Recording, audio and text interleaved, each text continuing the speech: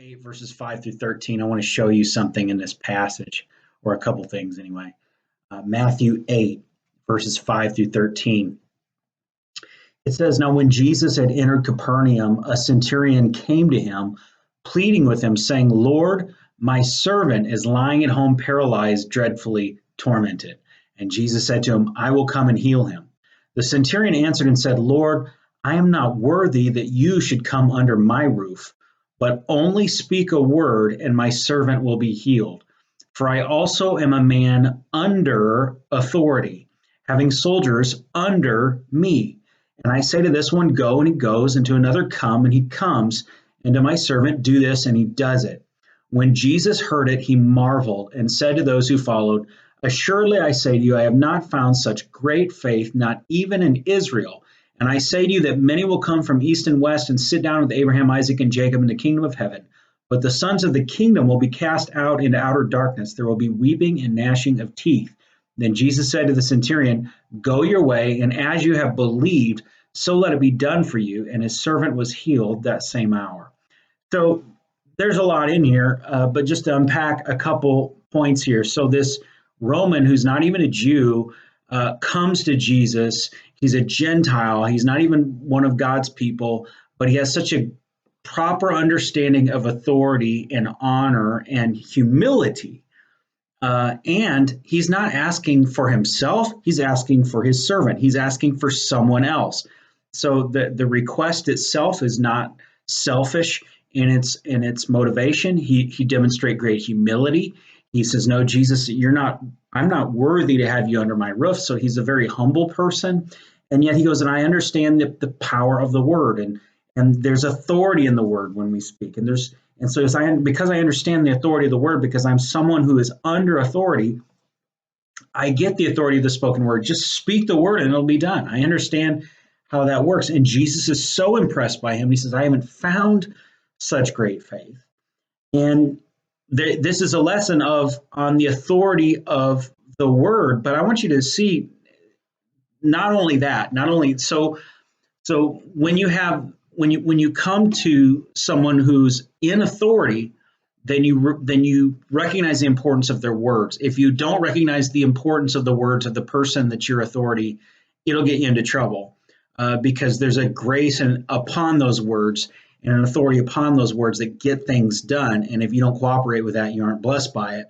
In fact, you can be a hindrance to it. But look at what's remarkable is looking at this story, thinking, well, sure, it's about the authority of the spoken word, but I want you to see that not only that, but you understand. So he understood authority, and that's important.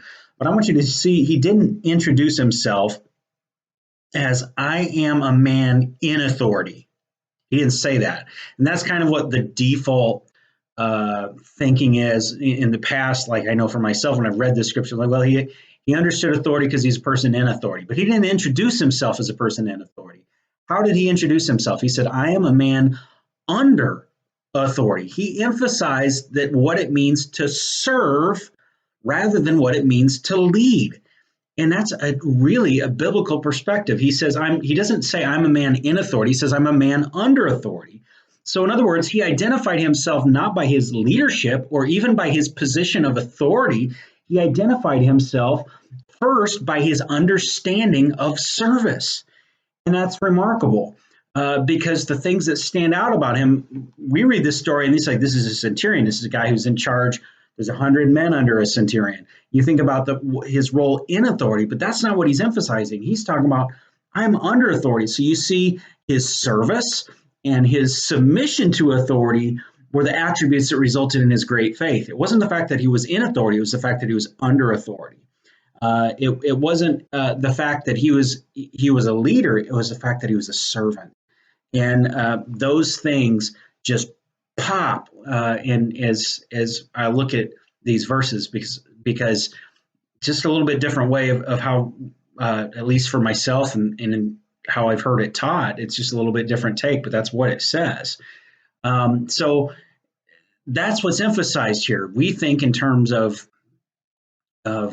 top down and leadership, and I'm in charge, and that's what we think of when authority. But he's saying Yes, that's true of this individual, but the thing that he's emphasizing is his service, his humility. It's so that's what's important for us as a Christian. That's what Jesus emphasized. And so it says again, this is in more than one gospel account. But if you go to Matthew chapter 20, verses 25 through 28, you'll see Jesus teaching on authority again, with a different emphasis from what we normally think of when we think about authority. It says in Matthew 20, verses 25 through 28, again, it says, "But Jesus called them, his disciples, to himself and said, 'You know that the rulers of the Gentiles lord it over them, and those who are great exercise authority over them. Yet it shall not be so among you. But whoever desires to become great among you, let him be your servant. And whoever desires to be first among you, let him be your slave, just as the Son of Man did not come to be served, but to serve, and to give his life a ransom for many.'" And so, what we see in this passage and what we see in the previous passage with the centurion is in this passage, he's dealing with greatness, because the disciples have just been having a debate on who's the greatest among them. And Jesus is saying, if you want to be great, then be a servant. And he says, in fact, if you want to be first, then you need to learn how to be last and serve everyone else. Just kind of flipping that paradigm around on them. But what we see in both of these passages are greatness through humility and promotion through service. And so, what I want to talk to you in this video has to do with the principle of serving up and down the chain of command. Now, a book that has helped, let's see if I have it handy. Yeah. So, I refer to this book. This is an interesting book, Extreme Ownership, by Jocko Willink, which is where I get a lot of the quotes that I include in these videos. But he has a chapter called "Leading Up and Down the Chain of Command." And we've had good teaching at Cornerstones. Pastor Bill Tweed brought out, says, leadership is a secular concept. It's not really a biblical concept. Service, servanthood, followership is a biblical concept. And so while he says the principle of leading up and down the chain of command, he's talking about when you're leading people under you, or how you lead the people over you. And it seems a little bit like manipulation. That seems like shady. But I do want to show an appropriate way of relating with your authority, whether they're over you or whether you are the authority and you're relating people under you. That's what the subject we're talking about. But for biblical purposes, we're going to kind of talk about some of those principles, but we're going to talk about it more in biblical terms of service rather than leadership. They kind of communicate the same thing. So we're talking more about serving up and down the chain. So that's what we're talking about in this video, is the principle of serving up and down the chain. So go to a quote from Jocko. He says, "Junior members of the team, the tactical level operators, are rightly focused on their specific jobs. They must be in order to accomplish the tactical mission. They do not need the full knowledge and insight of their senior leaders, nor do the senior leaders need the intricate understanding of the tactical level operators' jobs.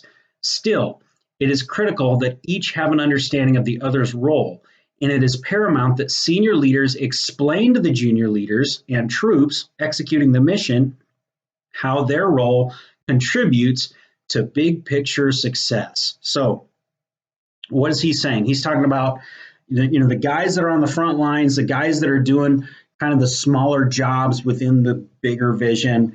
Says they don't need to have the bigger vision necessarily. They just need to know how to do their part of the job and do it well. That's what should be their focus. In other words, they shouldn't be focused on my boss should be doing this, or somebody should be doing this, or boy, I wish somebody'd fix that over there. They're supposed to focus on what they are supposed to be doing. Be busy with what they're doing. That should be their focus. And it says, so you don't, as someone who's working the vision and working on a team, you don't have to have all the information in order to do your job. You just need to have the right information so that you can do your part of the job well. But you don't need all the details and you don't need all the explanations. You just need enough so that you can do your job in excellence. That needs to be your focus. On the flip side of that, your boss doesn't need to understand the details of everything that you do. You don't need to communicate everything. Over the years, I think of it, it's happened to my wife so many times, who's over Club Genesis. And at one point, she was supervising almost 200 volunteers. And there's a lot of times that there'd be a volunteer that is supposed to, there's a process in place. Like if you're going to be gone, you have a list of names of people you're supposed to contact, reach out to, and say, hey, can you sub for me? I'm going to be gone. And instead, what people a lot of times, they'll call her and they say, I'm going to be gone. And then they just don't do anything and let her go and find a replacement. And what that is that person is defaulting on their responsibilities, and they're delegating back up the chain work that they should be doing. Don't do that. If you're going to be a help on a team, don't find ways to give the boss work to help you do your job better. That's not how it works. That's not the point. You, as a contributor to the team, are supposed to lift the burden off of other people and not create burdens to make your life easier. That's not how it works. That's not the point. We all bear one another's burdens, but our heart and an effective service is not like, you do these 20 things for me, so I do this one thing for you. The heart of service is to, how can I be a help and not create work for you to make it easier for me? And that's how some people think. And that's kind of an upside down thinking. So you don't have to bring all of your problems to the person that's over you, is what I mean. You don't delegate back up the chain of command. You don't need to communicate every single detail, and it's not important that your boss know every single detail about what you're doing. You just need to communicate the important parts that are relevant to the bigger picture. So there needs to be an understanding. It's critical that your boss has some measure of understanding of what you're doing, and that you have some measure of understanding of the larger picture.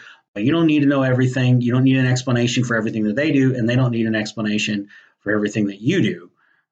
So you can spend a lot of time, you can waste a lot of time talking about details that don't have any relevance, except sort of like you might as well be sitting watching paint dry, because if you don't have to know it, there's no sense in spending a lot of time retelling everything and just putting a burden on somebody else. So anyway, what we see here is the person on the front lines is supposed to be an expert. They're supposed to have expertise on the part that they are doing. And what that does is, when each person does their part well, then that allows the person in leadership over top of them to do their part well. And that is, the person over you needs to have a better grasp of the big picture to keep all the parts working together, sort of like a chess player. And by your doing your part well, you allow that leader to better maneuver all of the larger parts. And so here's the point. Here's the first point. This is going to be about 4 points or something like that, that we're going to highlight. Here's the first point. Having authority, this is a misunderstanding people have about authority. Having authority does not mean being a know-it-all. It means being a specialist with people around you that know things that you do not. I'll say that again. Having authority does not mean being a know-it-all. It means being a specialist with people around you that know things that you do not. So what you're doing when you're doing your job is you're specializing in your part of the team and the tasks that have been given to you. And if you're not doing a good job, it says, well, it's my boss. No, it's you. That's your job. Do your part well. But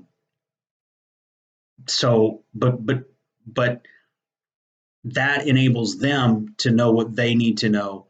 And authority doesn't mean being a know-it-all. And this can be a problem either way. It can be from the top, or it can be on the bottom. You can be saying, well, this is my thing, and I know what I'm talking about. And then you don't listen to anybody.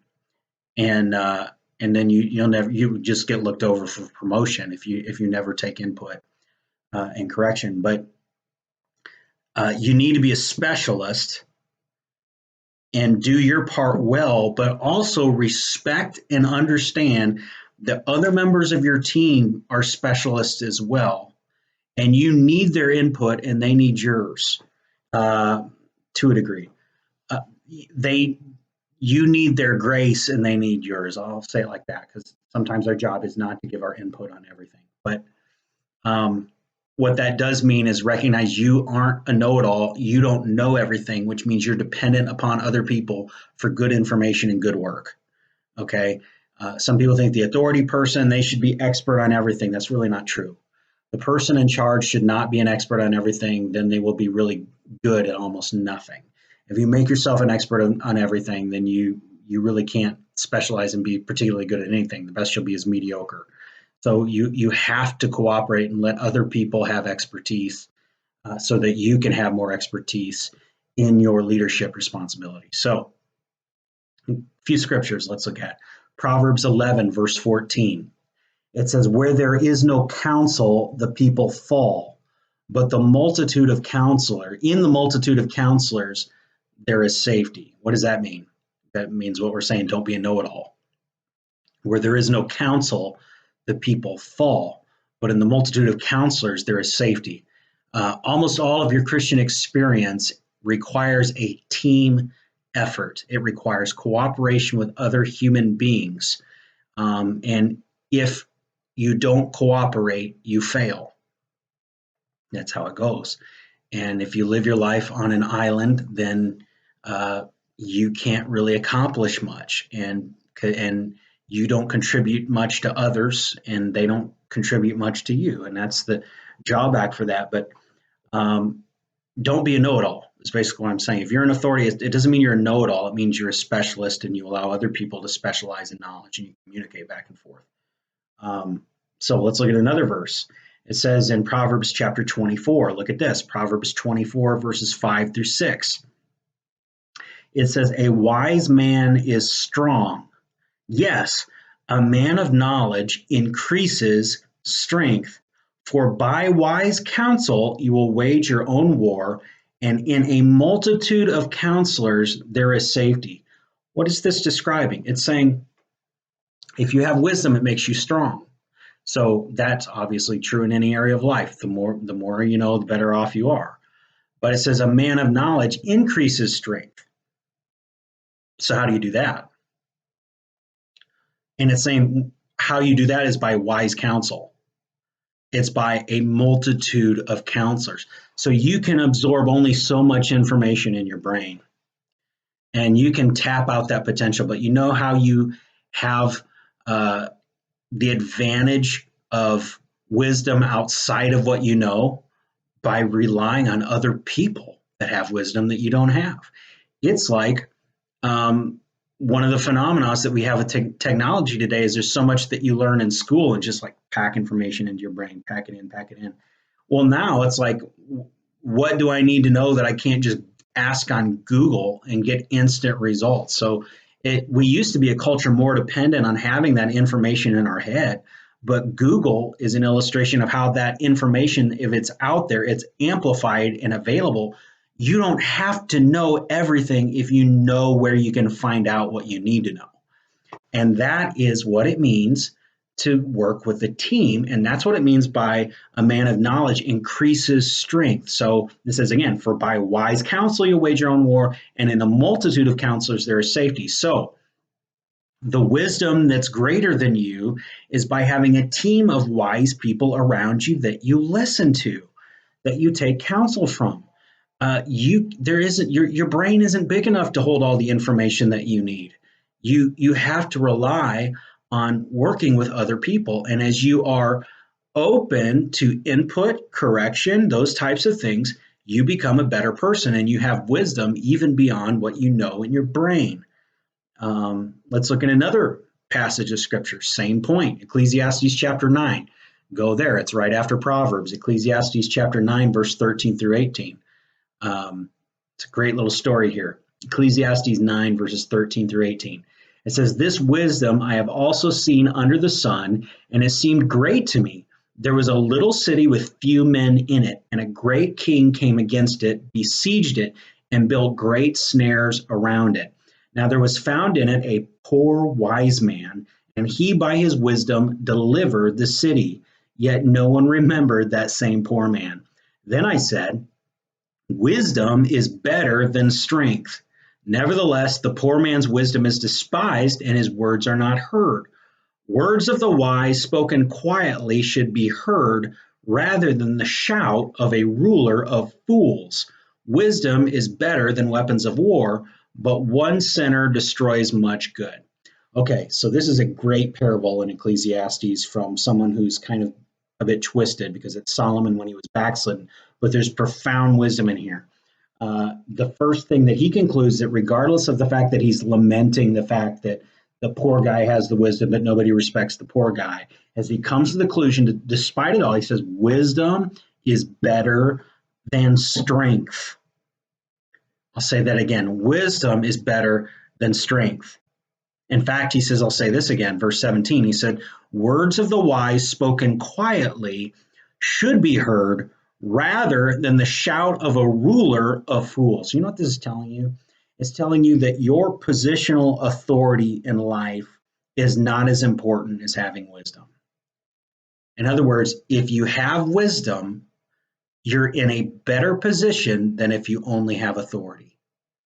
So, and he says, and he's lamenting the fact that this guy's wise and he's still not respected. But what we see here is he's talking about wisdom is more important than strength. And again, verse 18, wisdom is better than weapons of war, but one sinner destroys much good. Now, it's interesting. It says one sinner destroys much good. The sinner in particular that they're talking about is the authority figure. So a bad king, he says, a ruler of fools in the parable. So one sinner, what does that mean? He's acting on his own without wisdom. That's what it means. Someone who doesn't take input, someone that does not take counsel and just relies on their own strength can destroy much good. It's a cautionary tale for leadership. So the principle, wisdom is better than strength. You say, oh, Pastor Chase, the parable though is that poor man was still despised, right? So doesn't it kind of say that authority is better than wisdom? I'll give you an example. In the Bible, you've maybe heard of the story of Joseph and Pharaoh. Pharaoh had strength, but guess what? Joseph had the wisdom. Another example you could look at is Daniel. He was under Nebuchadnezzar, Belshazzar, Darius. Each of these stories shows these kings who did not have wisdom, by the way. They didn't have God. They weren't Christian. They were egomaniacs. They were narcissists. They were idol worshipers, all those things. They each had strength, but it was Daniel that had wisdom. And because Daniel had the wisdom, it put him before the king, and he was able to accomplish great things because he had wisdom. So if you aren't in the position of authority, if you have wisdom, you're still in the stronger position. So it's important to have wisdom. That's the point. And if you are in the position of authority, then you increase your strength, you increase your authority by having a people around you that have wisdom that can give you input to cause you to be successful. That's how you can become even stronger. And then again, in contrast, it says one sinner destroys much good. Why? Because he acts alone without wisdom. It's very important that you don't rely on being a know-it-all or your positional authority to make decisions, but be humble and submissive and teachable like the Roman centurion so that you can find grace and promotion through that you can benefit from the wisdom of others because you have humility. So we see the downfall of lots of great people is that they get to a position of authority and then they fall because they don't listen to the right counsel or they don't take counsel. I can think of there's a pastor that used to be in fellowship with us that years ago that he became sort of a cheap grace heretic, and he had a pastor over him that attempted to correct him, and so he just disconnected, broke fellowship from him. So he rejected wisdom, and consequently today he has a church full of old people, and there's no new generation coming up. He's just stepped down because he realized I can't do this forever, and he's just put a young person in authority. But basically, most everything that he's built is just wasting away because he didn't take input and he rejected wisdom, he rejected counsel, and he got arrogant in his pastoral position. and think, well, I'm the pastor, I can do what I want, and he made foolish decisions and cut himself off from the truth of Scripture and got into error, and nobody could tell him any different. And so he's kind of squandered a lot of what he spent his life doing. I can see on the other side of it. We've had people over the years that we've had volunteers in the church, we've had employees at the church that you couldn't tell them that they were always the expert of whatever one little thing that they're doing is. This is often common among musicians that you just can't teach them. They could totally suck as a musician, but they're arrogant because they play a certain instrument and they know that instrument, that they don't listen, they don't, and consequently they just stay mediocre.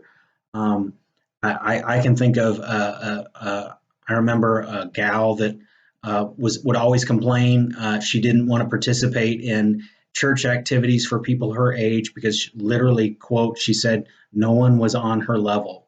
She just saw herself so much better and above everybody and smarter, and I'm not like them. And she said nobody's on my level, and she was right, because to this day those people grew up and she didn't, and she's backslid.